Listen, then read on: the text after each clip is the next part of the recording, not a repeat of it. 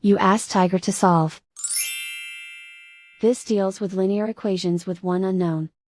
The final result is x equals -3. Let's solve it step by step. Group all x terms on the left side of the equation.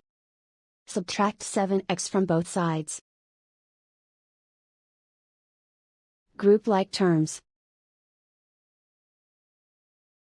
Simplify the arithmetic. Group like terms. Simplify the arithmetic. Group all constants on the right side of the equation. Add 5 to both sides. Simplify the arithmetic.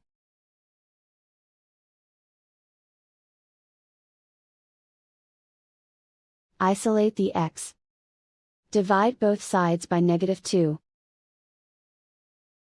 Cancel out the negatives. Simplify the fraction.